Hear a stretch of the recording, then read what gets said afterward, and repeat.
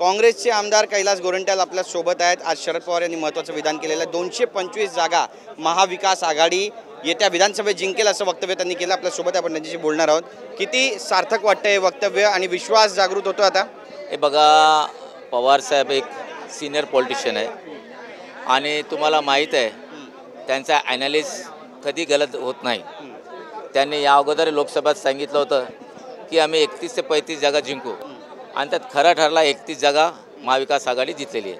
आता त्यांनी 225 त्यांनी जे आकडा दिला मी त्याचे सहमत आहे, कारण त्यांचा ॲनालिसिस कधी चुकत नाही आणि ते सिनियर आणि अनुभवी राजकारण आहे। मला नाही वाटत की त्यांनी जे बोलले त्यात 225 100% महाविकास आघाडीचे आमदार निवडून येईल। आमदार रवी राणा यांनाच आता भाजपकडून विरोध होतोय। त्यांनी हनुमान चालीसा वाचली दोघं दाम्पत्यांनी ठाकरे यांच्या घराबाहेर, आणि जो काही संघर्ष केला ते म्हणतात आम्ही संघर्ष केला, पण आता जी परिस्थिती उद्भवलेली आहे त्याबद्दल काय म्हणाल? बाडनेरमधून उमेदवारी देऊ नका म्हणताय भाजप तिथल्या।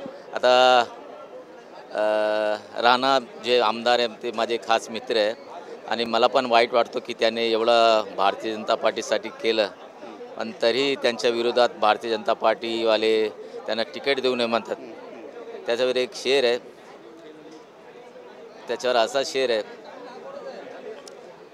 हम बा वफा होके भी उनके नज़रों से गिर गए, शायद उन्हें तलाश किसकी बेवफा की थी, असा माझ्या मित्र राणावर शेर होते। नक्कीच। पण ते म्हणतात की फडणवीसांचा त्यांना सपोर्ट आहे पूर्णपणे। फडणवीस साहेबांचा सपोर्ट आहे, पण आता फडणवीस साहेब पण काय करणार, कारण त्यांना आता त्यांचे लोक जास्त निवडून द्यायचे आहे आणि भारतीय जनता पार्टीची जे कोर टीम आहे ते त्याला विरोध करू लागले राणाला, माझ्या मित्राला, म्हणून मी हे शेर म्हणलो।